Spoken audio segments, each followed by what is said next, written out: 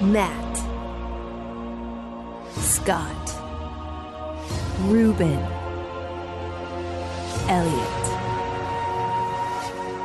Long ago, the four podcasters lived together in harmony. Then everything changed when the Australian nation attacked. Only the Doofcast, master of all four podcasters, could stop them. When the world needed it most, it vanished. 100 years passed and we discovered the new Doofcast. Although its podcasting skills are great, it has a lot to learn before it's ready to save anyone. But I believe the Doofcast can save the world.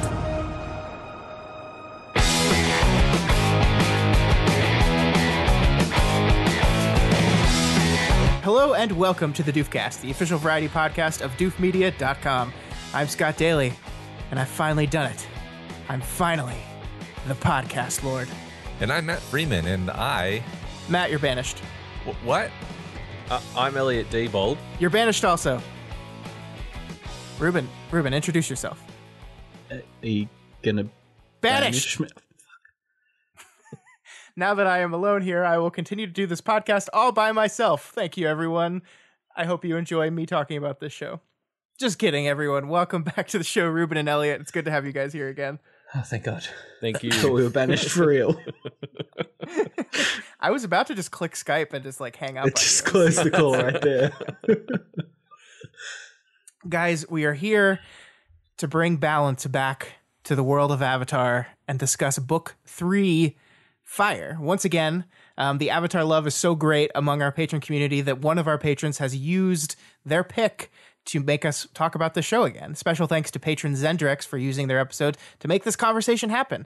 As a quick reminder, for those of you that may be joining us for the first time, folks that pledge to us at the Doof Warrior level on Patreon, that's patreon.com/doofmedia, get to select a topic for us to do a show on. And it was Zendrex's turn, and they said, hey, finish off Avatar. So that's what we're going to do, guys. And this show, we're not going to do anything else. This is it. This the whole topic, the whole time is going to be us finishing up with this series. I think we have plenty to say, so I don't think we'll have any trouble filling any of this time. But I'm really excited to talk to you all about the end of the show that I fell in love with over the course of, I guess it was like a month and a half. I don't know how quickly we did this, but Yeah, well, I watched this whole season in 2 sittings, so.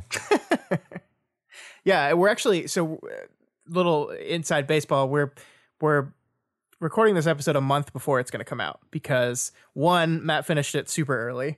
Two, I think, Elliot, was it you that are going out of the country? Yeah.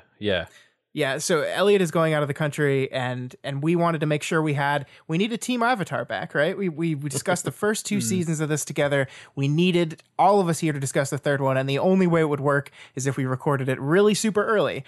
So that's what we're doing. So without any further ado, guys, let's get into Avatar Season 3. So I guess the thing to start off with is just how do you guys feel it rounded out? We talked about each season as we finished them. How do we think the show has kind of finished off? Matt, you want to go first? Yeah, I mean, I loved it. I thought it was amazing. I'm someone who's really sensitive to endings. Like, if I don't like the way something ends, I will kind of decide that I didn't like it retrospectively, even if I liked it up till the ending. And almost vice versa. Like, I'll almost, if something has a really great resolution, then I'll be like, oh yeah, that was good. I think there's a name for this, psychological bias, actually. But anyway, I thought it ended beautifully. Like, it lands with all of the various character arcs that have been set up, and the relationships are all paid off. The themes are all woven into it in ways that are exactly what you want to see, and maybe it didn't even occur to you that the show would go this way. Like, certain things like the fact that you have this fundamentally nonviolent, pacifist, vegetarian protagonist in this show where he's been destined to, defeat the Fire Lord for the whole show. That really pays off in a way that I don't think I saw coming, but makes perfect sense and was obviously set up the whole time. And just in general, I thought this was probably the best season too, just by itself on its own. So those are my overall thoughts on season 3. I agree with you about the best season. I think the show ended on its highest note. And that is something that television so rarely gets to do. Often the peak of the series is somewhere in the middle, sometimes near the beginning, and then it just kind of slowly dies out. that's not what happened with this show. I think it was doing its best work as it rounded home plate, and I think that's so incredible to do it that way. I agree with you on endings, Matt. Like, I think the thing, and I want to spend a lot of time talking about the ending. Maybe we should do that at the end of the show, but I think endings are so difficult. And I mean, we saw this with Game of Thrones. We see this with television all the time. Taking 2 years, 3 years, sometimes 10 years worth of content and finding a way to come to a satisfying end is really hard. And the fact that the show managed to do it in such a wonderful, satisfying way, and not just satisfying for our main character, not just satisfying for our overall plot line, but satisfying for each and every one of the minor characters that we've defined along the way. Everyone gets their moment. Everyone gets their resolution. They get an end. Even the bad guys get an end. And I think it's so hard to do in a way that makes you feel fulfilled. And that's what I felt ending the show, that I felt fulfilled. I felt like everything I wanted out of it going into this final season, it gave me, and I was just like, okay, like, you're a little sad when this thing that you've grown to love is over now and you can't watch any more of it, but at the same time, like, you're just kind of content. You're just like, yes, this did it, and it's done. I like that, content. Yeah, that's the perfect word to describe how you walk away from the show. Yeah, it definitely gives you a sense of closure, right? And I think that's the thing that for things like this that are, multiple season long events or whatever you want to call them, the sense of closure is really what can kind of get fucked up at the very end. But that didn't happen here. It definitely feels like you get the right ending for every single thread that was left dangling. Yeah. I thought except Zuko's mom. Well, that's true. They opened that one up again. Yeah, it's mentioned as like, this is, he has the conversation with his dad, which makes you satisfied that something's going to come of it, right? Just like the actual final battle with Sozin, I was pleased with it because it's like exactly as long as it needs to be, and no longer and no shorter. Like it's a great fight scene. But really, it isn't long, right? In terms of how long that fight actually lasts, it isn't very long. I'm trying to, if you imagine it were like some other property, that would be like a 3-episode fight, right? But it's just it's some other property. Yeah. Who knows what I could be referring to? But yeah, like it's just like that in itself is very satisfying, and it's a great episode. Like, that whole episode is this really kind of great climactic epic episode that then also carries all the character beats, like we were saying. Yeah, well, it's doing this thing where it's cutting back and forth between different battles and struggles a lot, and the risk in that is that you lose some of the emotion and some of the power in the moment when you're cutting back in between. But I think the way that those fights are structured is the emotional beats carry from each cut to the other, so like they match each other. So when like Aang is struggling and kind of losing in his fight, we cut over to Zuko, who is struggling and losing in his fight. We cut over to Sokka, who is struggling and losing in his fight. And so like the emotional beats mirror each other, so cutting between them doesn't interrupt the flow of the tone and the feeling of the show. Yeah. So one, like, just to revisit what I said a minute ago about like Aang being a nonviolent protagonist, like that's what actually works so well for me about that ending, is that it's not the drama is Aang gonna win? Like that's part of it. But it's really the fundamental internalization of, is Aang gonna win on his own terms in a way where he can live with it? And you care about him so much as a character that it's actually just as important that he be able to, somehow not kill Sozin, or no, Ozai, whatever his name is. That fire guy. Don't worry about Fireman.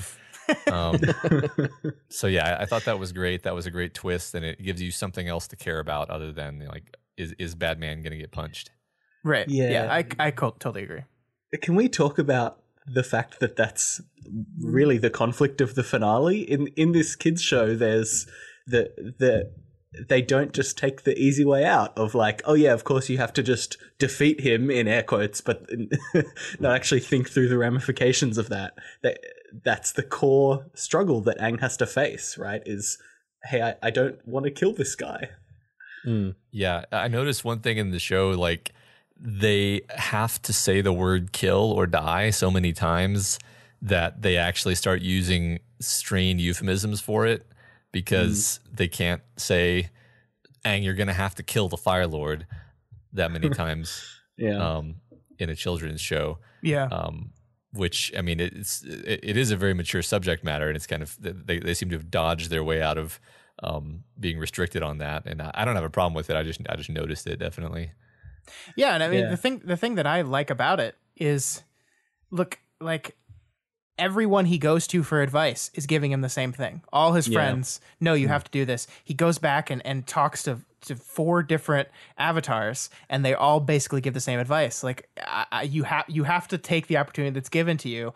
And at the end of the day, he still can't do that. He can't, like, we talked in the first episode about how this show is kind of like a parallel to the idea of growing up and maturing and aging. And I think part of that in the conclusion of the series is Aang realizing that he can't just go to other people for advice. He can't just look to the past, look to his elders, look to the former masters for advice, and he has to go his own way and find his own path. And that's part of what growing up is, right? And so he finds the solution that is the solution that he wants. He could have killed him. They would have won, but he would have lost something inherently core to who he is as a person. And he stakes himself as an adult, as a fully grown person, when he decides that, no, that's not the way I'm going to go. And I think that's really great. I loved it. I loved it so much. Mm-hmm. I think it's really interesting how in this show, the advice that he seeks from the previous avatars, the conversation with the previous Air Avatar Young Chen, is like very compelling and quite reasonable advice, right? Where she's basically advocating for him to murder somebody in a children's show, and yet somehow it all just I don't know how it got made, basically, is what I'm trying to say. Yeah, I mean, that's a good point. Like at what point did the people at Nickelodeon go, yeah, totally, we're in? Yeah, sometimes you just got to kill a guy. Yeah, like, are he parents' angry messages? Hi, I was watching this television show over the shoulder of my child, and this wise old man told the child to murder someone because he has to. And he's kind of being short-sighted and foolish for thinking that maybe that wasn't the right way.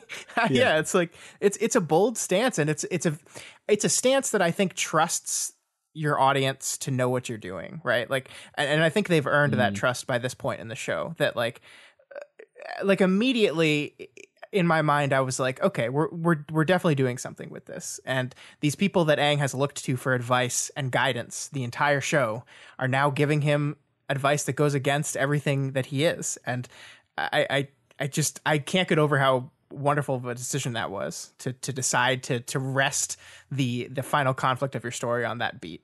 Yeah, me too. All right. So, I mean, if you guys, I know both of you, Elliot and Ruben, have seen the show before, but what's your overall thoughts on the ending, I guess? Ruben, do you want to go first? Yeah, sorry, sure. I should say one of your names instead of both of your names. It's fine. Yeah, I mean, it's interesting because I have seen it so many times. This knowing everything that happens, I'm just kind of enjoying the ride a lot. But I don't know. I don't feel like I have anything too deep to add other than what we've already kind of said, where there's a lot of the finale that is just, they just write very compelling, satisfying conclusions to the arcs of these characters, right? Like, I think the whole final, whatever it is, 8 episodes is basically them doing a bit of a victory lap where they check off and this is how this character arc should close, and this is how this character arc should close. And they're all very satisfying, you know? I think I especially love Katara's resolution, where she finally starts making some progress towards kind of realizing, oh, hey, Fire Nation, not just equal bad. Yeah. She's really the last holdout of that. And yeah, I want to talk about her episode with Zuko a whole lot. I thought that was absolutely incredible. Yeah. I love the whole segment of the season that's just dedicated to like everyone's field trips with Zuko. It's such a great final chapter before the finale. Yeah, I think that's a great way to kind of like pivot maybe to talking about the structure of the season as a whole. Ruben, sorry, I didn't give you the chance to talk about the episode as a whole. No, I basically said what I wanted to say, which is that one and all of those little field trip episodes and Ember Island Players, which I'm sure we'll kind of delve back into a bit later. Sure. It is a very clever way to end the season, where you give each of these characters the space to round out their arcs while kind of moving towards the final conflict of, hey, Aang, you're gonna have to kill somebody. Yeah, so okay, let's talk about the structure a little bit, because I do think this is like something we haven't really touched on. We've touched on like the structure of individual episodes and how episodic the show is, but one thing that really jumped out at me, and maybe you guys agree with me, maybe not, is how this whole season is structured. Because like there's a couple very clear demarcation points, right? Like there's this at the beginning of the season, Aang wakes up, and they have this up until episode 10, they have these wait and see moments where we're waiting for the invasion to start and characters are just kind of hanging out, and that provides the show with a lot of time to really explore characters. And we do this like early season character exploration thing where we have the Painted Lady episode where we're really diving into Katara. We have Sokka's Master episode, which is great. We have the beach, which is, we'll talk about that episode for a while. Yeah.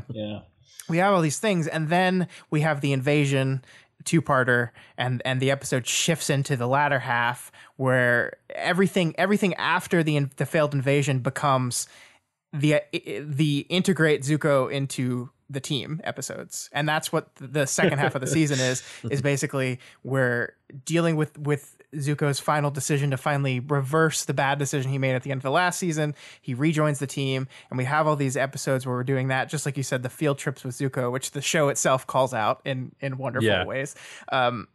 And then we come to we have a brief calm before the storm respite where we like recap the entire show, and then we move with all our pieces together into the final. And I just think that like just structurally, like I have the episode list ahead of me, and it's very designed, right? It's structurally like they sat down and designed out the overarching structural story of the season in a way that I think plays off the strengths of every part of the show.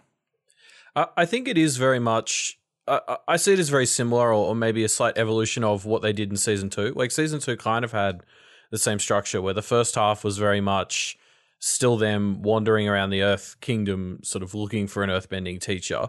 And then eventually they sort of end up in the desert. And then after that, Ba Sing Se, and it's sort of the whole second half of season 2 is, sort of individual stories, but tied into this ongoing Ba Sing Se conspiracy plot.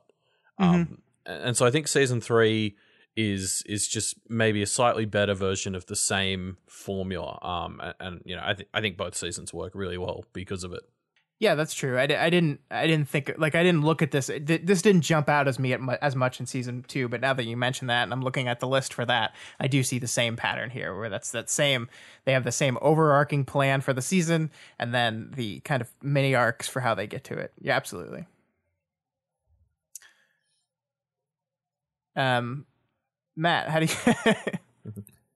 Yeah, I mean, I think like it was interesting. We've been talking about like the ending of the series and how emotionally impactful it is, but I think it also had some of the most like funny and sort of like well earned awesome moments in the show, and just really objectively great ones. Like, there's no way that I'm gonna get out of this conversation without mentioning the Iroh, secretly working out in his cell, like pretty much everything about, like, I don't know how many like total seconds that plot line is, but like everything about it is perfectly done. Like every time you see Iroh, he's being ridiculous. Like I love the one where he's doing like clap push-ups, and the guy comes in to check on him, and he's just like leaning against the wall, staring into the distance, clapping.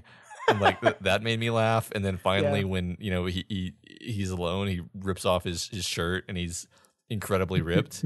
That's like the best moment ever, and I'd like burst out laughing. I think I even knew it was coming, and I still burst out laughing.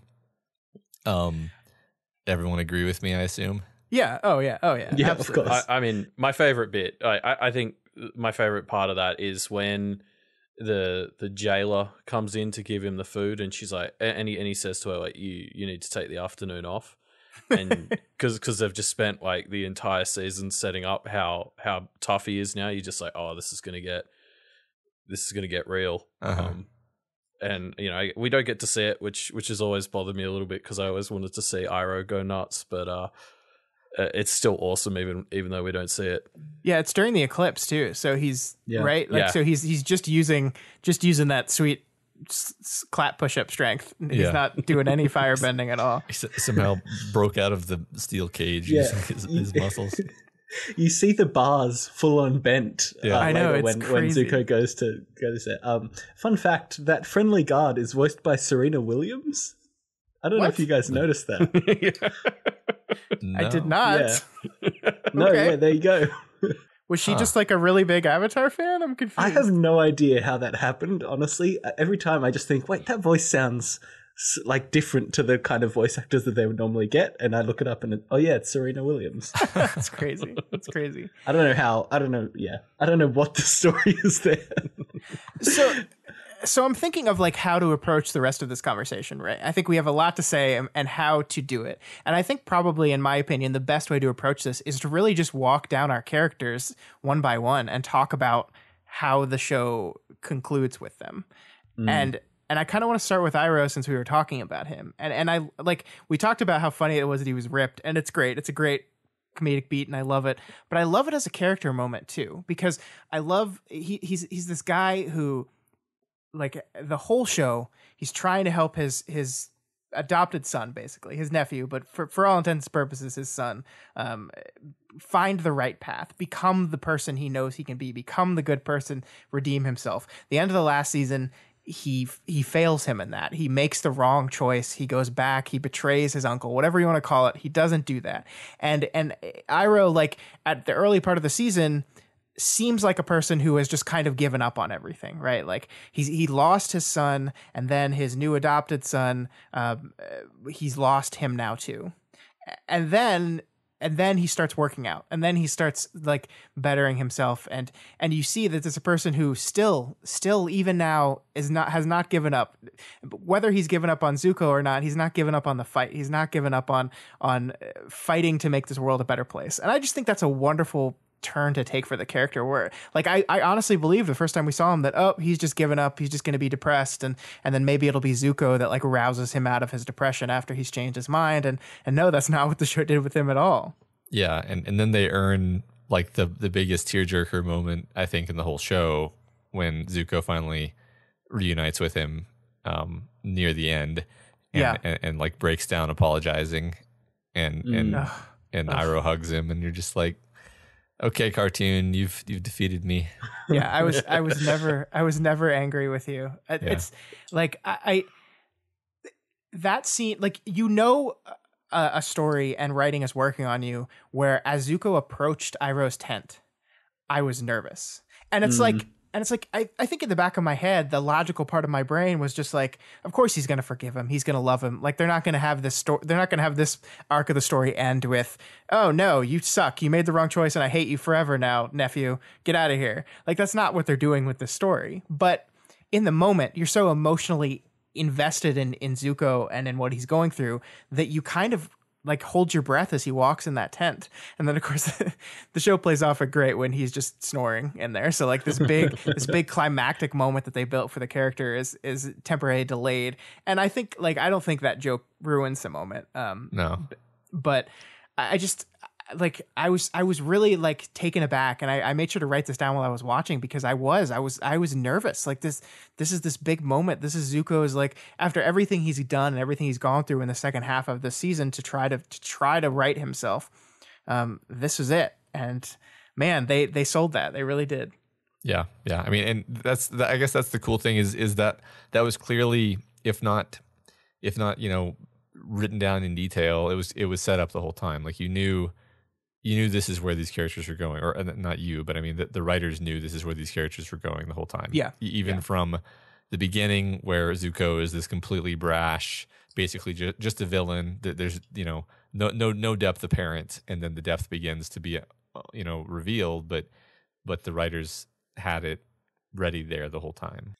I'm curious. I wonder. I don't think we'll get an answer to this through our discussion, but since the original voice actor died, between the creation of season 2 and 3, I wonder whether or how much that impacted Iroh's storyline in the third season. Because rewatching it, I don't know if you guys got this on your first got this sense from watching it your first time around, but rewatching it, there definitely were a few times in the first few episodes of the season where I felt like, oh, maybe there should be some words here, but they didn't want to kind of write dialogue yet or stuff like that. I'm not sure. I'm curious what the rest of your reads are on that. I actually had that same feeling, but I wouldn't say that I necessarily think like that I'm right. But yeah, I had the sense where Iroh, like there's a whole scene where he's there and he says nothing, right? And that's kind of unusual. In fact, I would be interested to know at what point in this season does he actually say the first line, because I don't think it's early. Like I think it takes a while before they. First of all, I think it takes a while before they start showing him, and then it takes more time until he actually says something for the first time. I think the first thing he says is to Serena Williams when he's planning to escape. I'm not 100% sure about that, but I think it might be. Well, I thought Zuko came to talk to him a couple times. Yeah, I think his first speaking role in season 3 would be when he tells Zuko the truth of his mother's heritage. That's right. Yeah. But he definitely has a much less hands-on role this season. Like, there's a lot less screen time for Iroh, and it's a good point. Maybe it was because they didn't want to focus on him so much since they had to change voice actor. So it could be that, but I also like the idea that the wise mentor has to step into the background to give the characters their space, right? Yeah, that was exactly what I was going to say. That whether or not it was planned or not, I think it did work, because all these, like, we have this moment in the scene where all of the wise mentors of our characters are reunited at the end of the story, and yet none of them play a role really in those characters' conclusions of their stories. Like they're helping to bring back. Or to recapture the city, but that is a very different type of battle that's going on elsewhere. I love the conceit that all the wise mentors know each other through a wise mentor secret society. Oh yeah, of course they're old. Old people all know each other. Yeah. So I mean, I think it might be premature, but I really want to talk about Zuko. So let's just get into Zuko, because I mean, like. This is a fan favorite character. It's a Doof favorite character as well. I think we've all loved this character from the beginning. And what I like about it is the arc he goes through in this final season is the one I expected, right? Like I in the back of my head, I always knew that he was probably going to end, being like changing himself into the person he wants to be, finding confidence in himself, stopping like chasing the power and the thing that his dad had implanted in him. Like I feel like I always knew that this is where we were going, but I think this is a testament to, even when things are not surprising, if they're done well, it doesn't matter, because like everything about this worked so well on me. I loved everything they did with him. Like I almost like the stuff in the first half of the season more than I like the stuff in the second half, just because I like that the show takes time to show us a Zuko who got everything he wanted. Here it is. Here's everything you thought you wanted for your entire life. It's in front of you right here. Respect of your father, a girlfriend, happiness, power. It's all here. Congratulations. And he just is miserable. I love that.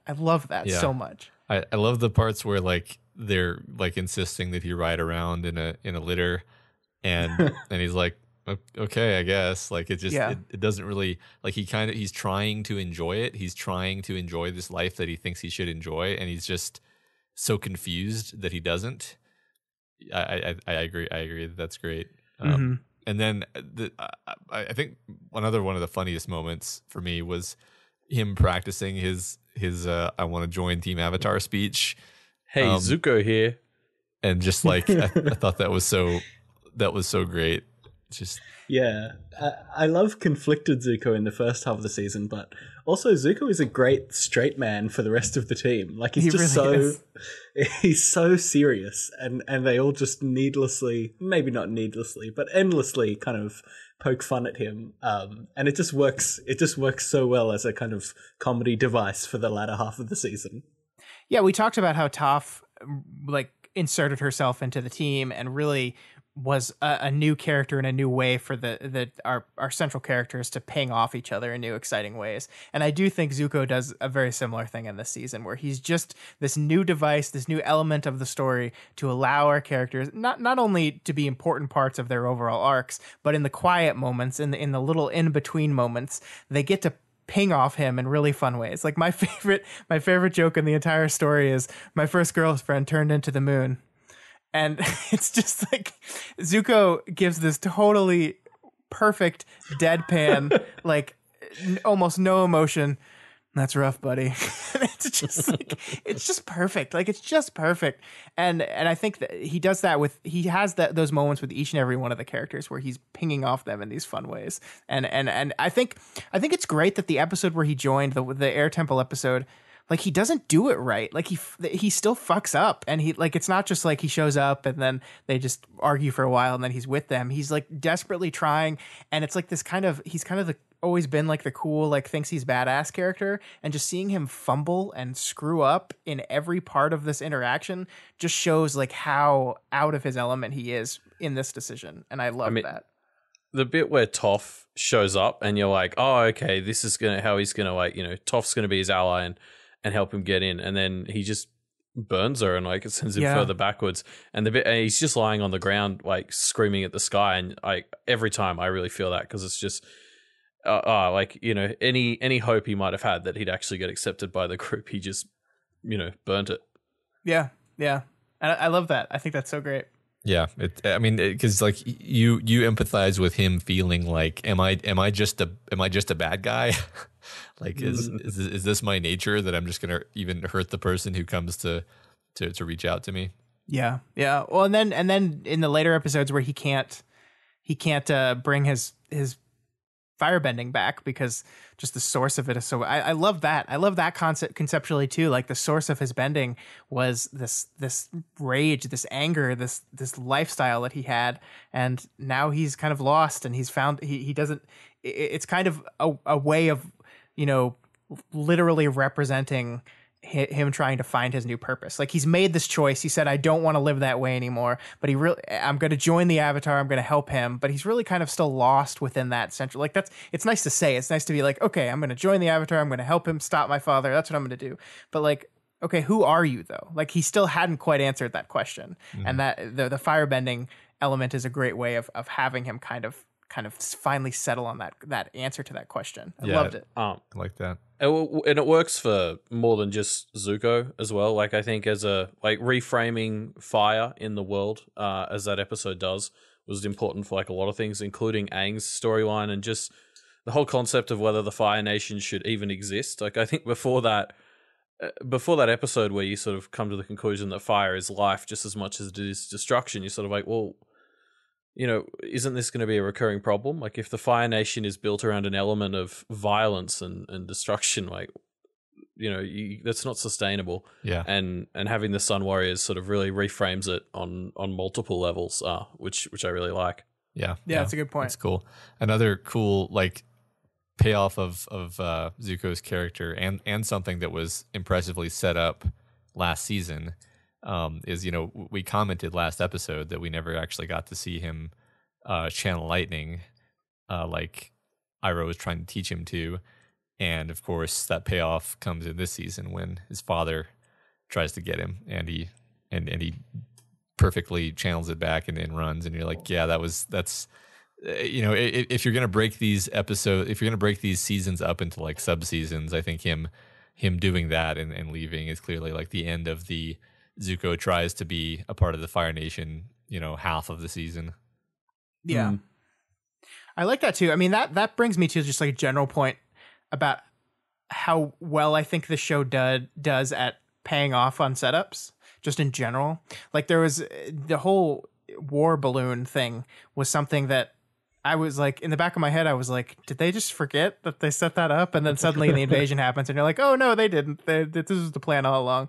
I think there are moments like that peppered throughout this last season when they're just paying off on stuff that you hadn't even really like, maybe you hadn't thought about it in a while, but they're just like, okay, here's our payoff. And like, I think in television, that's hard to do because like, I mean, a lot of how TV is written is you're just kind of throwing stuff in the air and some of it sticks on the wall and you go with it and some of it just falls to the wayside. So it's really hard to create something in like a serialized nature like this that like feels like it was planned the whole time. And I did not look into their writing process to know if like the structure of the series was set up from the beginning or not. But I do think it's a testament to the skill of the writing that even if it wasn't, that they still were able to find a way to pay off on a lot of the things they set up, you know, character beats, comedy beats. I mean, even the cabbage guy comes back again. It's just like a throwaway reference. Yeah. I mean, even the like the whole invasion that takes place halfway through the season, it's a little bit silly, but I always let it go. Like how it's basically a best of all the one-off characters that the show had done. Like they get the swamp guys back and like Jet's friends, and it's kind of a bit silly, but like it's very much like here's all, you know, these great characters we had like Haru, and you can just get an idea of, you know, what they've been up to till now. I think the fact that the swamp waterbenders are there is really what pushes it into the ridiculous category. Like, but it's perfect. I love that the show becomes kind of more self-aware with itself as well throughout this final season. I mean, Zuko being the butt of the joke is a great example of that, but also, of course, the Ember Island Players episode. Yeah, let's talk about that. Yeah, I think that's a fine. Let's talk about the Ember Island Players. So this was fun for me, and I think that's one thing I said to you guys in chat after I watched it, that like we are watching the show 10 years removed, right? So we were not involved in the kind of discourse around the show at the time. But like watching that episode, I kind of like gleaned some of it from what they were doing.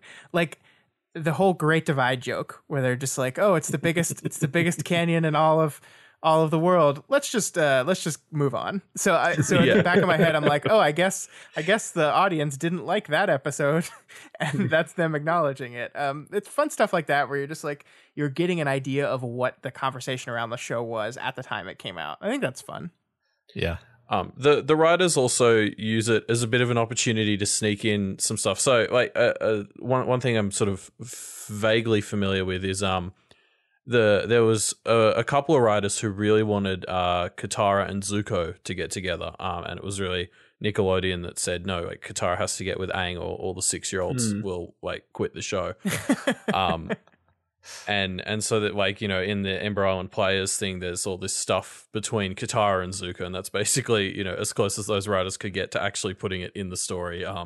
And it's sort of that self-referential joke in there. That's great. That's especially great because everything, like, there's so many great things in the play that are just surgically crafted to upset our characters in ways that are hilarious. So like making them jealous of other people's relationships, or portraying them in a way that makes them basically just makes them feel terrible. Well, you're right. They don't just include it for the sake of, like, you know, of their whims. They also use it to further the actual characters' plots along, which is great. Yeah. And I mean, like, it's like, I loved it. I really did. Like, we talked last week about how, like, the chakra thing was like a way to kind of recap the show up until this point. And then, of course, you guys, as I was saying that, were probably thinking about this episode. But that is literally what this does, is that this is, you know, right before our finale, we're recapping the entire show, and we're it's a fun way to do that recap without really doing a clip show again, right? Like we're reliving these scenes, which allows us to not only show how much our characters have grown, but allows us to poke fun at them a little bit. And you're right. It's an opportunity to further their arcs going forward as well. I love that the episode ended with the future when they're like, okay, we've caught up to present time. The play's got to be over. And it's like, oh, it's not. In this one, the Avatar loses and everyone's dead. And like the look on cheers. Aang's face. Yeah. The look on Aang's face when he realizes that, like this idea, this central idea that like, oh wait, like we could lose this thing. Like this is, there's a lot riding on this. There's a lot stacked against me, and it's going to be me at the end fighting this. I think that's a beautiful moment. Like he's sitting here throughout the entire episode. He's like, he's jealous and he's angry and like he's blaming Katara for something she said in the play, not what she ever said in real life. And that's what he's focused on. And then suddenly like the story pivots to this idea of, no, you've got to fight the Fire Lord, buddy. And you might not win. And I think that's a really great way to do that. Yeah, and I think woven throughout that whole thing is the undercurrent of Aang and Katara's relationship, which I thought was a kind of remarkably, in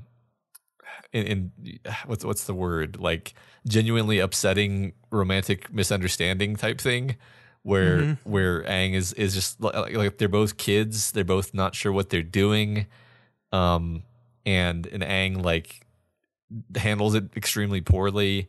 And Katara is very sad about it, and you could even see them like not ending up together because like their romance, such as it is kind of so burdened by this adventure that they have to be on. Like I could have seen them not ending up together actually. Like as of that episode, I was like, I wonder if they're gonna do an interesting thing and have the two of them realize like like they are really just like more like really close friends. And but I'm not surprised that they went the way they did, but I was fully open to the idea that maybe they wouldn't end up together. I don't mind that that's the way they went, but hearing you guys talk about how that's not what they wanted to do originally, like that's fills in a lot of spaces for me in how the Katara Aang relationship was depicted, because it felt like every time they did it, it's like it was like a let's get this over with moment. Like they didn't like it felt like it's not that like I don't mind it. It's just like it's just kind of there. Like it's never focused on very much. Like it's focused on in just a couple episodes. Like it's one of the only things I think in the show that only matters in the episode in which they decide this is going to be the episode about that. Like the Ember Island players is okay, we're going to go back to the Katara Aang thing again. And so like, let's do that. And then that's just kind of dropped until the very end. And I felt like every time their relationship is because of that, is because this is the episode with the Aang Katara relationship. And then it matters not at all throughout any of the other episodes in the series. And that's my complaint with it. And I think, like you said, if they didn't want to do it, that makes a lot of sense. Where it's like, okay, I guess we got to write the Aang Katara thing again. All right, how can we do this as quickly as possible? Right. In contrast to Sokka and Suki, who have a love story for the ages. Oh my God, yes, it's beautiful. Like I'd almost like I was thinking about that relationship, but I had almost forgotten how early in the show it was where he runs into her the first time and does that whole adventure when he's dressing up as one of them part. Like I thought that was so good. Like and I forgot how early in the show they were moving towards this relationship, throughout the entire series. So that was great. Yeah, and I think like them breaking out of prison together and stuff like that. I genuinely feel that it was a better established and more believable relationship in terms of how they seem to actually adore each other and so forth. Yeah. And they're totally doing it, guys, because they went in that tent and it's textual. It's in the show. It is literally in the show though. It's a Nickelodeon show and they were banging in that tent. Yeah. Yeah, they really snuck that through the censors very cleverly by not ever having Suki on the screen at the same time. I think I've read it is a huge part of why they were able to get that through. It's very clever. Oh my God, it's great. So I mean, what do you guys think, Elliot? I mean, did you like the Aang Katara relationship? What's your opinion on that? I guess my opinion was sort of similar to what you were saying, where I was always like, oh yeah, I guess. I mean, he's the main character. She was the main female character. Okay, I guess. It always just felt like it was there, and so they just picked it up. Yeah, I don't know. I would have been interested, as I said. So some of the writers have talked about wanting to explore a Katara Zuko thing, and you see scenes touching on that throughout the second and third season.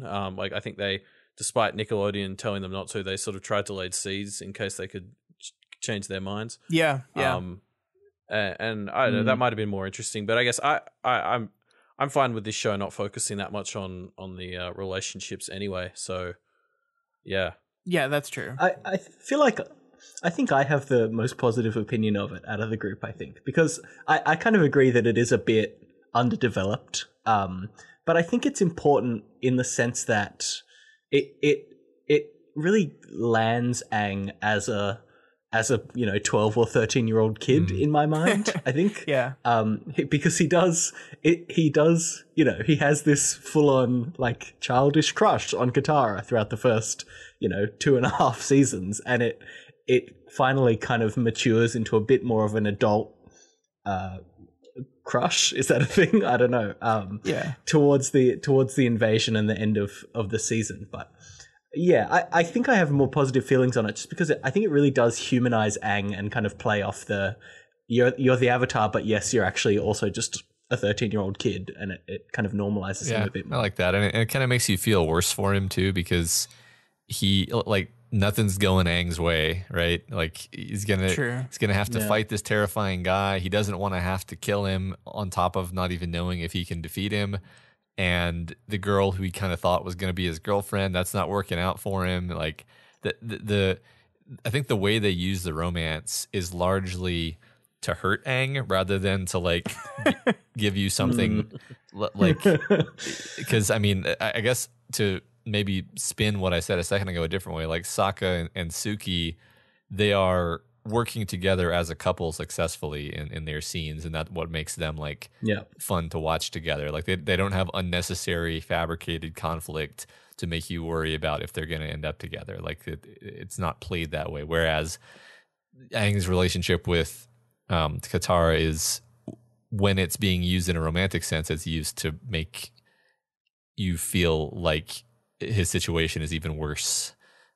Which is, I think, good storytelling. So yeah, I like these points, and that's making me like it better because I mean it kind of ties back with that what the airbending Avatar told him, this idea that like you represent the world, and you have to be like your spiritual health, your life, who you get to be as a person doesn't matter, because you have to care about everyone. You have to care about the world. And I think his struggle in his relationship with Katara is an example of that. And that's something that the show doesn't go into as much about, like the burden of avatarship. It touches on in a few episodes, but it's not like one of the overarching themes or anything. But I think that Katara is a good example of that. It's like this idea, back when he was unlocking the chakras, it's like you don't get her. Like if you want to be the Avatar, if you want to unlock the Avatar state, if you want to do the right thing for every other person in existence, the path to spiritual enlightenment is to do that thing. And she tells him, no, you don't get that. That's not your path. And I think I think him being with Katara at the end is almost the show saying, no, that's wrong. That path can exist for him while he still manages to carry out the responsibilities of being the Avatar. Huh. I like that. You said a lot of interesting things in there. Like, for one, yeah, thanks for reminding me of the opening the chakras thing, because I really did think, the show is going to take us down this path where he has to like kind of give up his attachment to Katara, and that's going to be the end of their relationship. But then it kind of backs away from that in a way that's confusing to me, honestly, because he does have that moment in season 2 where he says like, sorry, Katara, and he like quote unquote lets go, but then he clearly hasn't actually, because he comes back to it, like he still wants to be with her after that. So yeah, I mean, if there's one thing that was unclear to me in this story, it's exactly how like hitting a rock just on the right part of his back, like unlocked the chakra to be the Avatar state again. Like that didn't quite work for me. I don't quite get how that played out. The rock was shaped like a key, and his back had a bit of a keyhole in it, and I guess that's what you meant to read All right. into it. I think that could have been slightly better set up. I agree. Yeah. Yeah, well, because it's not really that well established even for a while that his seventh chakra was locked by the lightning strike. Like I think they only really mention it half a season later, and it's sort of kind of like they forgot to tell us early on in the season, so they had to throw it in halfway through. I want to touch on, I think, something that is pretty important here, which is the theme of like seeking power and that not being a good end goal, right? Because we've kind of been dancing around it with Aang having to give up Katara to get more powerful, in air quotes, and I think that's really one of the big themes of the show, through Aang's story, a lot through Zuko's story, and kind of the opposite being proven true with Azula, where the show is kind of demonstrating, hey, being powerful is not the same as being happy in this world. And I think a few of the characters have to kind of learn that lesson over the course of the show. I mean, even Ozai's plan for what he wants to do while Sozin's Comet is around is a very pure example of that. Yeah. Like his plan is to get all the power by obliterating the whole planet. Like, What started 100 years ago as this idea of, hey, we're the most prosperous empire, and really the world would be better off if everyone is just like us, which is like a wrong-headed belief, but one you can at least see the rationale behind. To 100 years later, it's just like, yes, we must destroy everything so we can rule it. Yeah. I don't know if I guess Sozin actually believed that or not 100 years ago. It feels like the kind of rationale where he's maybe tricked himself into thinking that that's why he's doing it, but really he just wants to take over the world. I think at the start, my read was at the start of that campaign, he did. That the kernel of the idea that led to those choices was one of genuine, like, we're awesome. We think the world would be better if they were more like us. But yeah, I mean, I think part of the message of the show is how corrupting that thing can be, and how quickly, like, that's, I love that episode, the Avatar and the Fire Lord, where like you see their friendship just deteriorate because of this lust for power that Sozin has. It's really wonderful. Yeah. So speaking of like the decline and the lust for power, talking about Azula, I think she's she's a great character overall, actually, in this show. But this is like the season for her, right? Yeah, I mean, I complained last time how my complaint was her and her partners were not very characterized, and we didn't like, it seemed a little one note. And man, I'll take all that back for sure. Yeah. Yeah, I mean, that's what the whole beach episode is, right? It's like, hey, let's focus in on these characters that are all villains and explore that. And it's so well done. And she's a really interesting character in being like a kind of mirror to Zuko, because a lot of her flaws are also Zuko's flaws.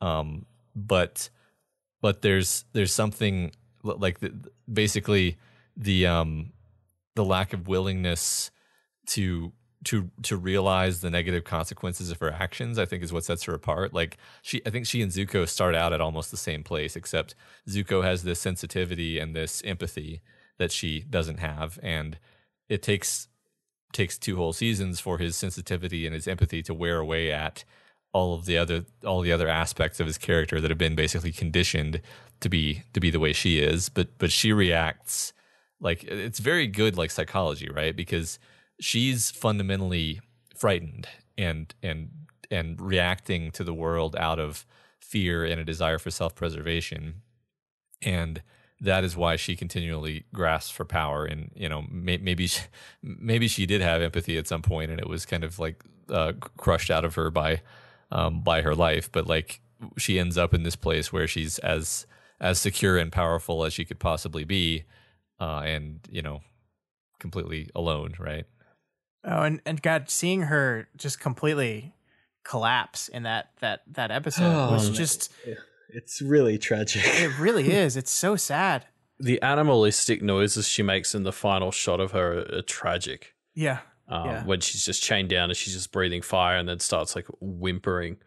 It's heartbreaking, which is weird because you spent the whole series thinking that she's a monster. Yeah, and she's she's definitely not great, but I in that Beaches episode, that moment where she admits that like she thinks her mother thought she was a monster. And so like I think you're right, Matt. Azula and Zuko are very similar, but like both of them, like Azula was exactly what her father wanted in a child, right?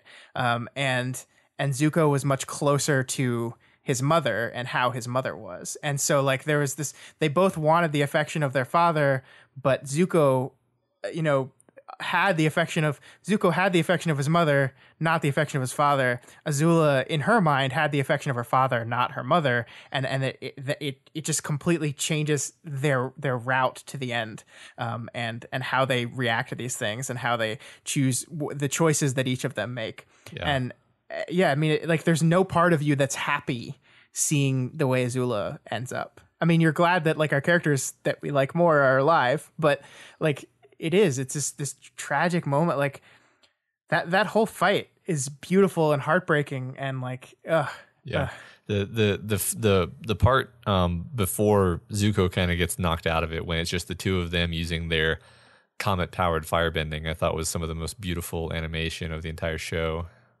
Yeah, I mean it's using the colors to the differences in the colors to extrapolate the differences in the two. Like I think the blue and red pinging off each other and mixing together was just absolutely wonderful. Yeah.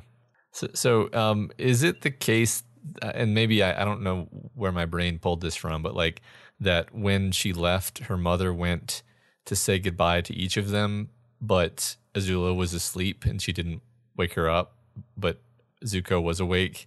And so Azula thinks that her mom just didn't care. Like, is that subtextually there? I don't know. That was something that occurred to me anyway. That sounds right to me. I like that read. I don't know if how much of that is in the story or not, but okay. I like that. I think the show makes it very clear that Azula's opinion of her mother's feelings towards her are absolutely fundamentally wrong. But I mean, it would make sense that that's where they come from. Yeah. I mean, it's I just think it's interesting because Azula has this thing where she is pretty unhinged and like genuinely, but then she'll say offhand things like my own mother thought I was a monster. Of course she was right, and it's like it's sort of played as a joke because it's like she is terrible, but like I think that again. She's not a monster. She's terrified, and that's sort of revealed to be the case at the end. The way she dissolves. Yeah. I think the thing that kind of best reflects that is really the reason that she breaks down is because May and Ty Lee have betrayed her, right? Yes, she kind of had to keep them on side through fear, but I think she really did value that, what she saw as a friendship, and and to her that kind of validates her. That's where I see the kind of divergent path for her, right? She could either get closer and closer to May and Ty Lee and eventually have a genuine connection to these people who seem to be willing to put up with her at least. But when they betray her, it kind of sends her finally down that path of, oh, well, actually no one can be trusted and I have to just use fear and terror to keep people in line. Yeah, I like that. This kind of difference between fear and love as a way to lead, but also as a way to deal with the people in your life. And I think those are the primary difference between Zuko and her, and that's why what May says to her, I think, is so important when she decides to betray her, is that I love him more than I am afraid of you. And I mean that is the central difference between these two characters distilled down in that one moment. Mei chooses Zuko because love is more powerful than fear, and that is exactly what the show is saying in that moment. And Azula's response to that is to just double down on the fear. It's not to say, oh well, maybe I should just do a different way. It's no, I just double down on it. I just fully commit to it. And yeah, I mean it's tragic, it's beautiful, like I love it so much. God, I love this show. Yeah. Yeah. She explicitly says, you should have feared me more, right? Which is her saying, I guess I just have to double down on that. Yep. Yeah. So we haven't talked much about Sokka or Katara, and I think Katara has a really cool arc this season, actually, where she's kind of she's dominated, I think, by hate. Like hate and anger are a lot of what's driving her for much of this. And there's definitely, like, that makes her sound like a terribly harsh character, but like there's clearly the compassion inside of her, and like she tries to save the village of people, and but like she's struggling with all of this hate and anger. And you know, the episode where she learns the blood bending, the episode where she goes and hunts down the man who killed her mother, which they never actually say outright, but clearly is what happened, is super. Like, I was surprised they actually went there, like that she actually finds him, right? Like that was awesome. I think Katara's thing, I would say it's anger and hate at like people who are doing bad things. Like she's very much, you know, categorized people in two ways. You're either like one of the bad guys or one of the innocents, or like one of the good guys. And it's very much her learning that line isn't as solid as she originally thought at the start of the season. Yeah, it's more than just bullies and victims. Yeah. yeah. And I love, like, she gets those 3 episodes, and I think that's a nice little, amongst those 3 episodes is a nice little distillation of her arc, right? Because you have the Painted Lady, her first episode, where she feels like she has to do something. She has to help the innocents. She has to step in, no matter what the cost, right? Like I think the show only like barely talks about this, but this idea that like what she did to help these people could have actually like hurt them more in the long run. But fortunately everyone bands together and fights back, and therefore that doesn't happen. But we're laying the seeds here, right? We're painting the anger at the fire people, where her need to help the people in need no matter what the cost. And then we move to the Puppet Master, where we see that exact character, that exact person, the person that needs to help the innocents, the person that needs to fight back against the bad guys, taken to their fullest extreme. This woman who like was brutalized by these people, who now exists only to hate them. And that's how we introduce bloodbending, which is just like this horrifying concept that, like, in the back of my head, I was always like, isn't there water and people? and like you think about it, but like with the implications of what that means is really horrifying. And we see how terrifying it is. And then, we get to see her do it. Like, she gets so angry in the Southern Raiders episode that she does it. And I think it's this wonderful progression for her to, like, that the story completely sets this up. It's just this natural progression of, okay, we introduce this thing, we introduce her hate, we introduce this new element, and then we see her in her lowest point use it. But we see her come back. We see her able to come back from that. And I really like how that's done.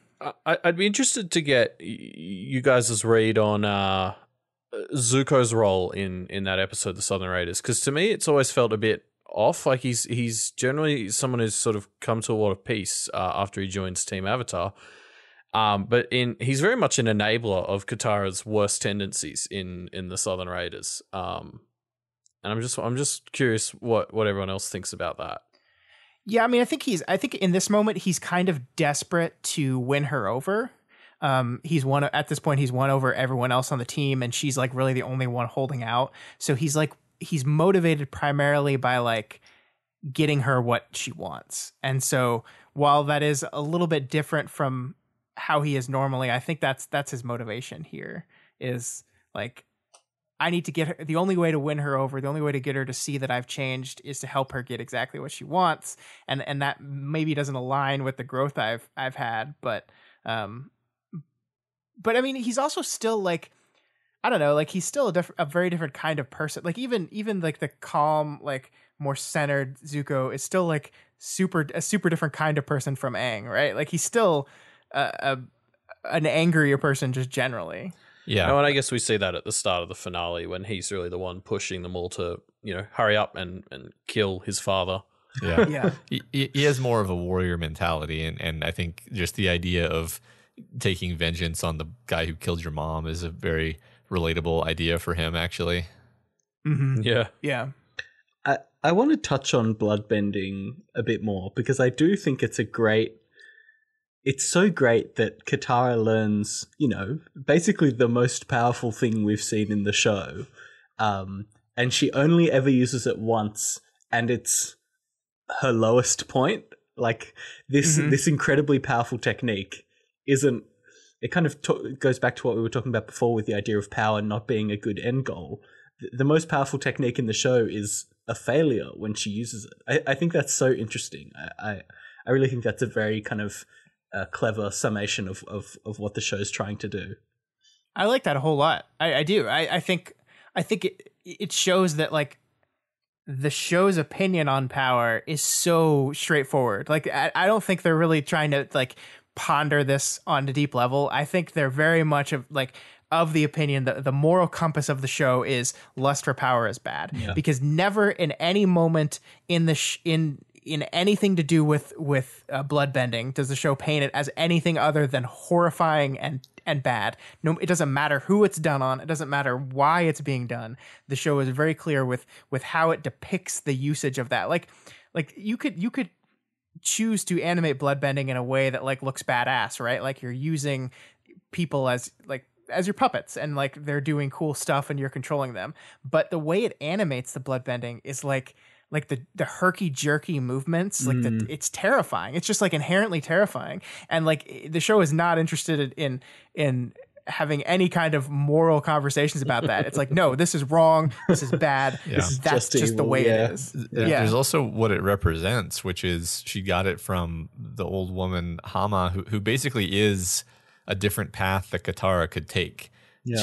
She is the Katara who didn't have any friends and was just had years to just feed her hate and her anger and her desire for revenge, and now she just like calmly. I mean, the show kind of almost takes a dodge because it's a kids show that she's been capturing random, basically innocent Fire Nation people and putting them under a mountain. Yeah, she's been killing people for years, right? Yeah, I mean, yeah. Like what? Like hundreds of people have just been under the mountain for how long? She doesn't feed those people. I think that's pretty clear, right? Yeah. I think that I don't think she's outright killing them, but I think you're right. She's locking them under there and forgetting about them. Yeah. So like, yeah, there's a bunch of dead people under that mountain. Yeah. Which, side note, she's the innkeeper, which is a very good job for someone who's doing what she was doing to have. That's a smart move by her. Yeah, she's really planned it all out. I think we can all applaud her tactical thinking on this.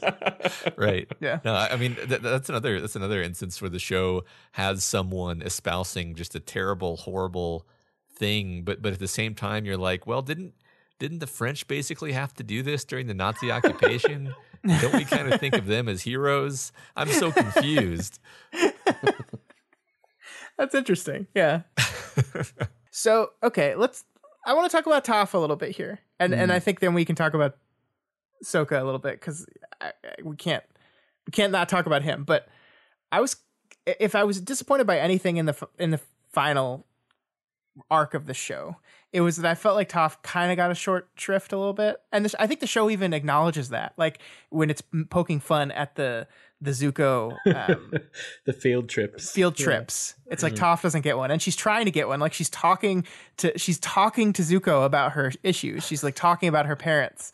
and that stuff. And he's just like, this is all great, but we have other things to worry about. And I was like, no, give her moment. Like, and it's not that she doesn't have anything. She does have that runaway episode where she, at the end of the episode, has her, sending a letter back to her parents saying that she doesn't hate them. And that's good. And I like that. But I don't know. I just felt like everyone got multiple episodes in the season. They got one before the invasion episode and then one after the invasion episode with Zuko. And I was just a little bummed that she didn't get one.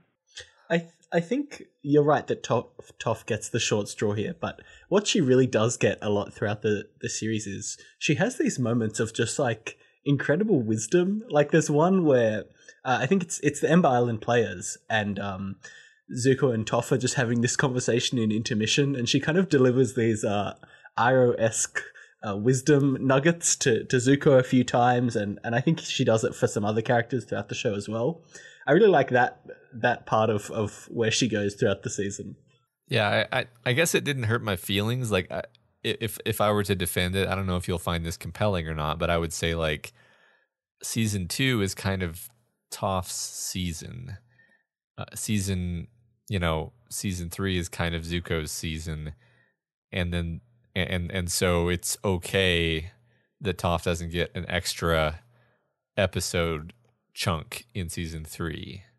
I don't know. Like I simultaneously noticed the absence of like some Toph plot during the season. Like I was like, oh, it's almost like a meme that nothing's actually going on with Toph and she's just kind of tagging along.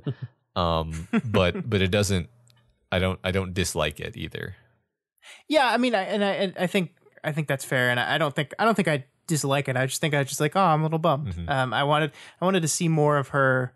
Like, it's weird to me that the resolution of her story with her parents is basically like she sent a letter, and like we don't kind of see her. And I know it would be hard to write in like her actually interacting with her mother and father, but I don't know.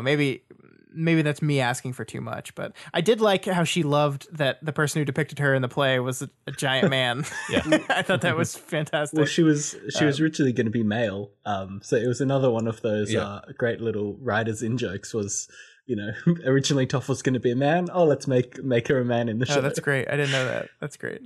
Yeah, it was a last minute decision to switch her to being a little girl from. I think she was originally going to be like an late teens male. Awesome. And last minute somebody was like, what if it was just like a little girl? And they all just instantly fell in love with it. And with good reason, it works so well. Yeah. And she wears that metal suit, and that was awesome. Yeah. She gets some badass fighting moments, doesn't she? Yeah. I guess so, just as we're running out the top stuff, I just want to do a plug. Avatar is one of those shows that sort of continued a bit in comic form. And Toph has, I think it's like the second or so series of comics is mostly built around her. And a lot of what you were just talking about, Scott, like wanting to see is directly addressed in her comic series. Oh, that's cool. Like I've tried to, do a bunch of shows that have, when TV shows are finished and I've gone to read the comics because I wanted more. Most of the time I usually end up pretty disappointed, but yeah, the Buffy comics are real bad. Yes, that's one of the ones I was thinking of. The Avatar ones are pretty good. It's usually it's different like show writers who are writing them, which I think is important. But yeah, I mean, even if you're not going to sit down and read the whole things, it's definitely worth checking out the wiki summaries of them because they're pretty good, and they sort of. There were plans for a season 4 of the show. Like some writers had ideas for what a season 4 might look like if they decided to continue the show. And a lot of the best of those have ended up in the comics. And, stuff like there's more Azula content as she has a bit of a redemption type arc in the comics, that sort of thing. Oh, cool. I will check those out. I'm interested to see that at least. Yeah, if it's, I might not actually read the whole comic, but. Yeah, that's cool. I mean, if it's the same writers or kind of the same lineage, then that I'm more interested than if it was just like, yeah, and then because we knew we could make some money off of it, we made some more comics. Yeah, they also do a good job of bridging the gap between Last Airbender and the sequel series, which is set like a fair bit later, and so there's some gaps that sort of needed filling by the comics. Yeah, I mean, presumably it's post Aang death, right? Because it's a new Avatar. Yeah. Yep. Yeah, right. I at some point read like never mind, I won't say that because that's a minor spoiler and I didn't warn people, so whatever. I won't say that. I'm so curious. So let's talk about my boy Xander. I mean Sokka. I love what the show did with this character. I really do. Like, I know I said that before about just about every one of these characters, but like the sword training episode was so good, guys. Just like this idea that like he's finally gotten to a point where everyone else around him has gotten so powerful. Like they have like upped their game. Like Aang now bends everything. Katara is like the best waterbender ever. She's amazing. Toph was always the best earthbender. And he's just kind of there. And like him struggling to find his purpose and his role. And the show has tried to do that for him in the past. Like it was his plan. Like this whole invasion thing is his plan. Everything's going by his, and he's struggling despite that. And then we have this episode where he gets his own master, he gets his own trainer, he gets his own person that sees the power in him, and not just the physical power, not just the fighting, but like his heart. Like he is the heart of the group, and the show takes the time to recognize that and have him struggle through what does that mean as a person? How does it feel when you might be one of the most important members of the group, but you can't do the things that other people do? And I'm always inherently attracted to that character because I think he's a lot more relatable than like magic floaty man is. And I just think that the show handled him in a really, really great way. Yeah, I agree. Well, the whole episode with his master is really just about celebrating like who he is as an individual. Like, one of the things that takes up a good chunk of the episode is like all the, I guess, trials that he has to do. And he does all of them in like a kind of objectively terrible way, but it's his way, and that's what matters.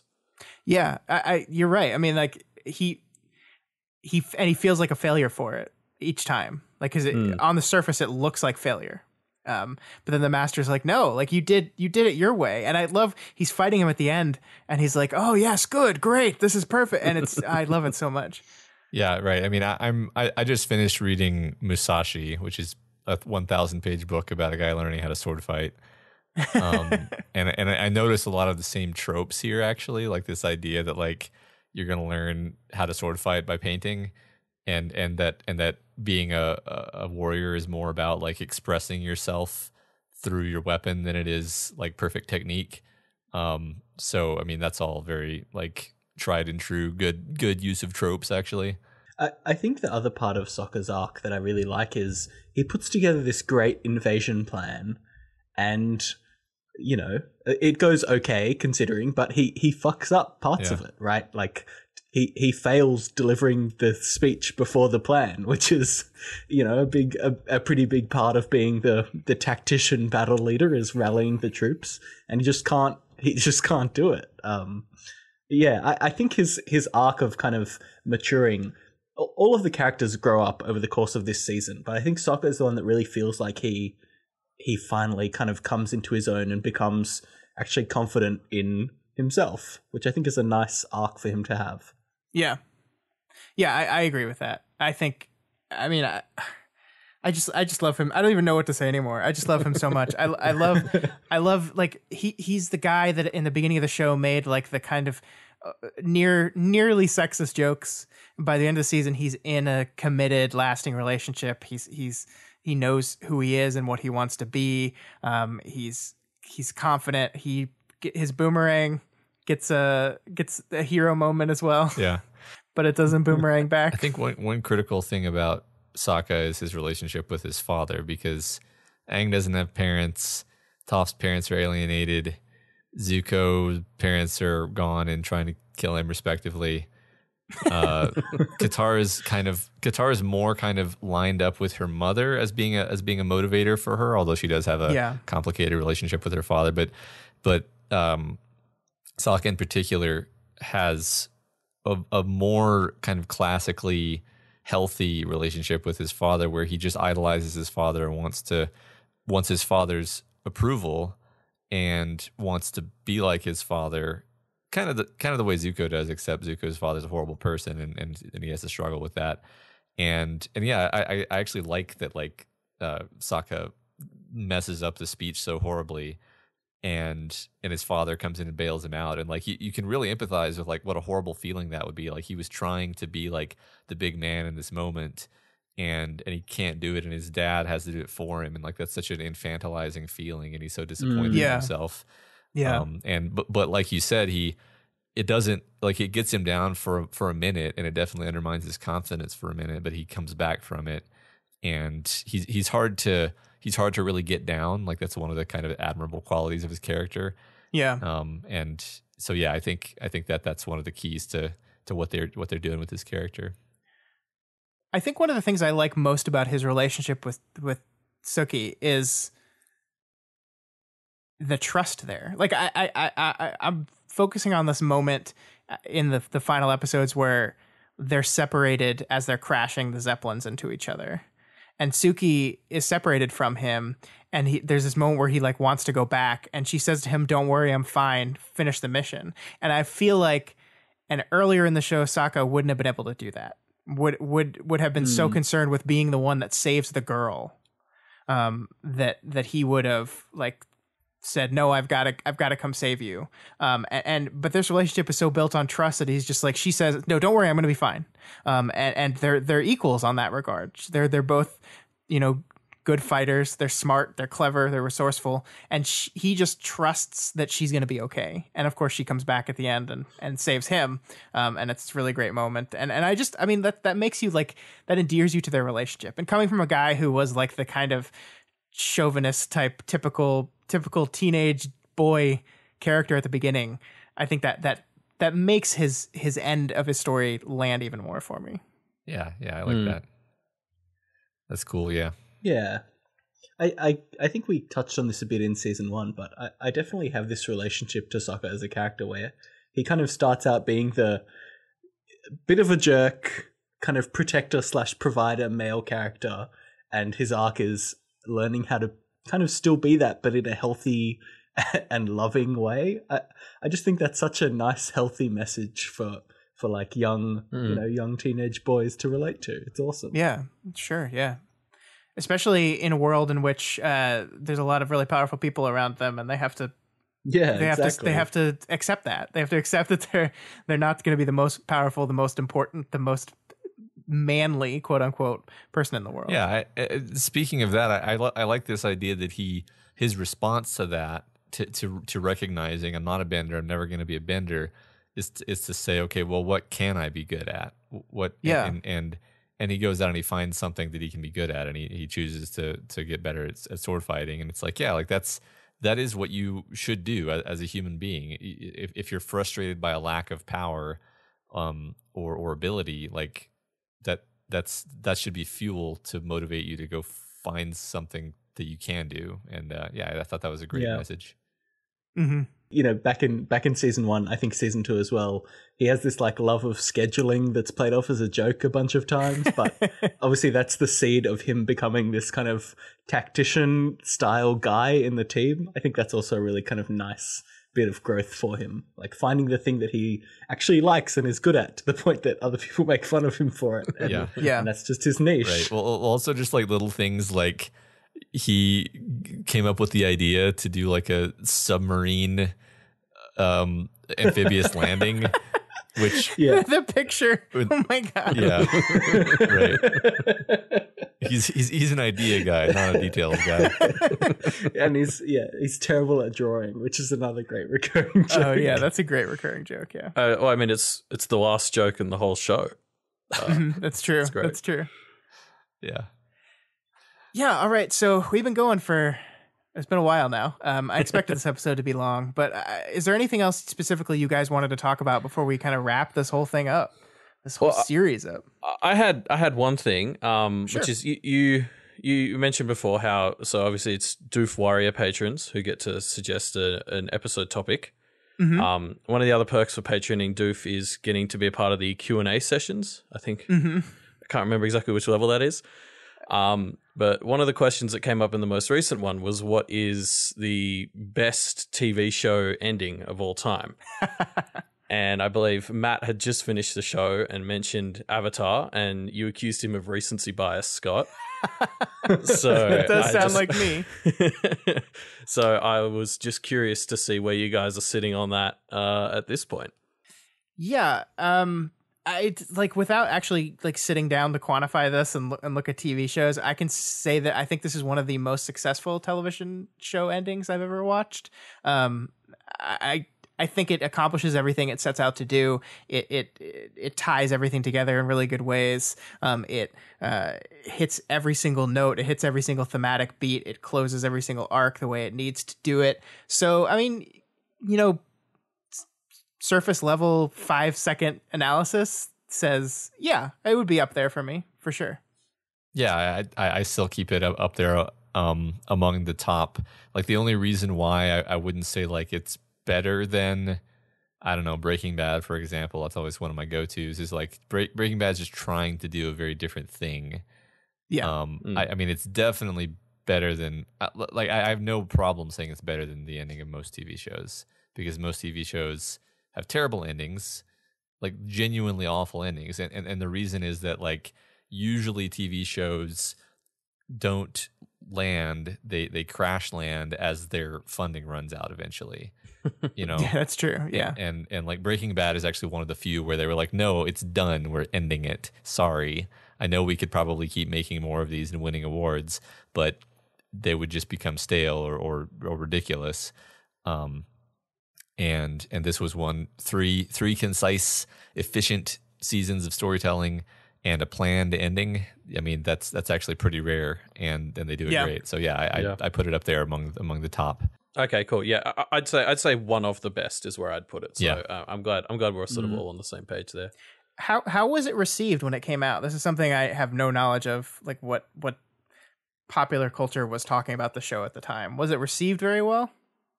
I wasn't watching the show quite live. I think I started in like 2008, so it must have been 2 years after it finished. But it was sold to me as a show that it was a great complete story. Like, I think, you know, from the get go, I had people sort of saying, "Oh, Avatar, you know, it has a great ending. You know, it's one of those.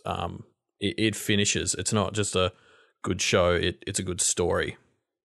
Yeah, that's definitely the impression I got of it too. I think I was probably slightly too young to be like worrying about critical reception of things at the time, but it definitely the discourse around it after it had finished was definitely, oh, that was a show that, you know, we might not see something like this again.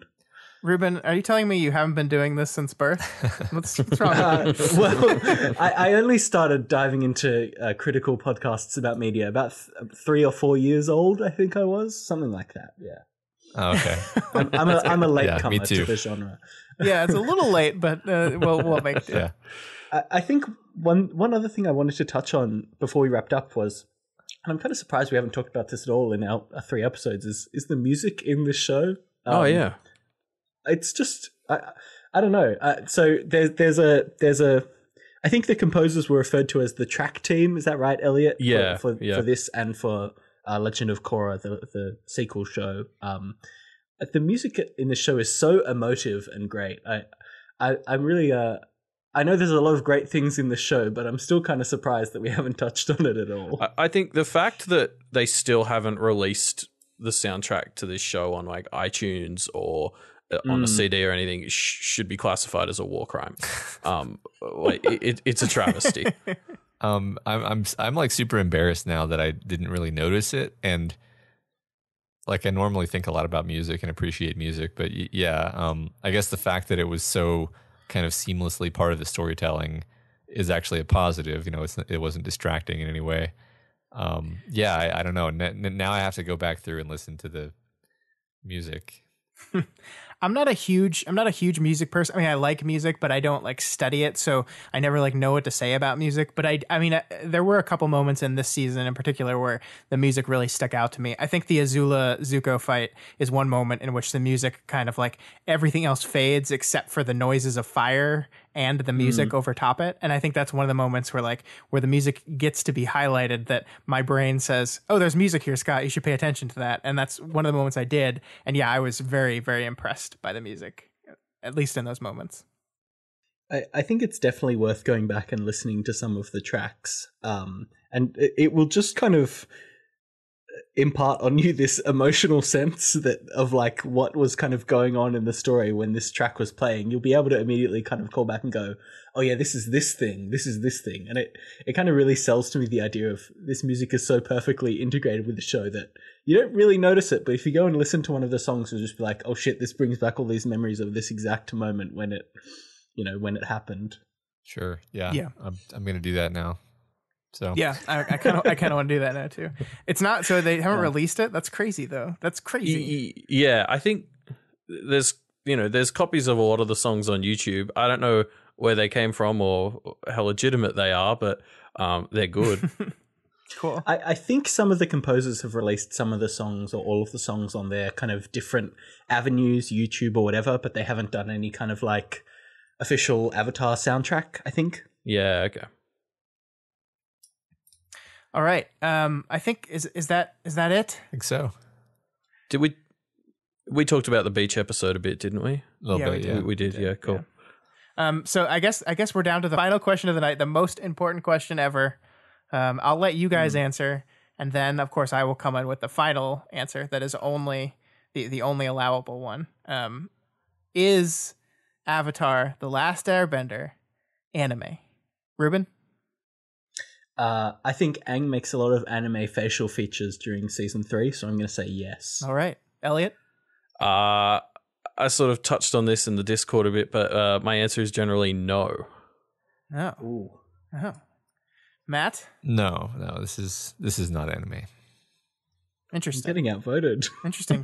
two to one for it not being anime. Unfortunately, the only vote that matters is mine as the officially declared arbiter of anime. And here you go, guys. After careful consideration, after watching 61 episodes, I think it was 61 episodes of television, I am here to tell you conclusively the argument is over after this, right? Yes. There is no more argument. This will never be argued again in the You're history the arbiter. in the history of Earth. Avatar is indeed anime. It is. It's definitely anime.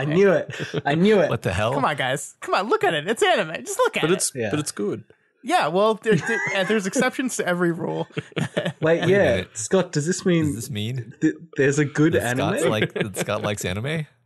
No, it does not mean that Scott likes anime. It means that Scott likes a anime. An anime. You split hairs so elegantly. There we go. Now you're inviting a lot more challenges to this, Yeah. Scott. People are going to try and find more exceptions until you're forced to agree that anime is just the best. I think what we have to do is just look at the show, and the show is of such high quality, great writing, great animation, fun show, great humor, great heart, and say you really can't do it better than this, and therefore it has to be the only exception to the rule. I see. That there's only room for one exception to the rule, and this right here is it. So, yes, Avatar is anime. No, anime is not good. I have spoken. Wow. The paradox is I'm going to be untangling this for a while. Yeah. But unfortunately, Philosophers will be confused for generations. unfortunately, that is all we have for you guys this week. So if you have any opinions about Avatar: The Last Airbender Season 3 or the show as a whole, let us know. You can email us via email at doofmedia@gmail.com or on Twitter @doofmedia. We accept any and all opinions except for if Avatar is anime or not, because that one, as we have said, is already decided. You can weigh in, but you will be ignored. Anything else, let us know. All right, so Elliot, Ruben, we've reached the end of this journey, and we have to thank you guys so much for coming along with us on it. It was great having you on these episodes. It was a lot of fun. It's hard to get our schedules to meet up because you guys are in Australia and we're in the States, but we really appreciate you guys finding time to come talk with us. It was great having you. Yeah, it was great to be here, honestly. I mean, I think we both are such huge Avatar fans that it's really a great opportunity for us to talk about it on a show that has a lot longer episodes than we traditionally do, so we can really go on about all the stuff that we love. Yeah, sorry about that. Do you guys? Speaking of which, do you guys want to plug what you do? Sure. So we do a podcast every fortnight called bi-weekly, I think you call it over there. Nobody calls it that. We do a podcast called Media MD where we prescribe each other a piece of media that we haven't seen before. So we've done things. Gosh, what have we done? We did our most recent episode. I think when this comes out will be Good Omens. Yes. Since we're recording a month early, it's kind of hard to figure it out. But if you want to check out our show, you can head over to mediamdpodcast.com. Cool. All right. Yeah, if you're not already subscribed to this podcast, we encourage you to do so and ensure you never miss an episode. You can find us on iTunes, Stitcher, YouTube, Google Play, and pretty much anywhere else that podcasts can be found. And you can find this and all of our shows, including Deep Impact, over at our website, doofmedia.com. And if you like what we do here and want to support this show, all the shows we do, you can become a patron of Doof Media. Head on over to patreon.com/doofmedia and pledge $1 a month or whatever else you can afford. It helps ensure we keep growing, keep making new stuff, new shows, our episode by episode Avatar show that we're definitely going to do, right, Matt? Yeah, I don't know. Because we should make it a pledge target. Maybe not that. But this show right here only exists. We only were able to do a show on Avatar to conclude our Avatar trilogy because of the generosity of our patron Zendrix. So Zendrix, thank you so much for having us complete this. I'm so glad. I so happy. Thank you. Thank you so much. This was great. This is really great. Yeah, this is a great addition to my quality of life as a human being, and I've showed my kids like 1.5 seasons so far, and they also love it. Yeah, I haven't like sat down and written out my list of favorite television shows, but this would be making a very good case to be on that list. Yeah, for sure. Also, please consider rating and reviewing us on Apple Podcasts. Every review helps us get more exposure and introduces new people to the content that we make here. All right, guys. Elliot Rubin, thanks once again for joining us. And you're welcome. Thank you. I don't this is coming out so far into the future. I honestly don't know what comes out the week after it because it's so far into the future. Probably a podcast. There's going to be a podcast the week after this, Yeah. probably. Yeah. We've got Ward is probably still ongoing. I think there's only one thing left to say, which is thanks for having us. And a patron should probably get you guys to watch Legend of Korra next, I suppose. There you go, patrons. There's your challenge. Make us watch Legend of Korra. All right, guys. Bye-bye. Flameo. We forgot to say Father Lord. we- Father Lord. Father Lord. We have to defeat Father Lord.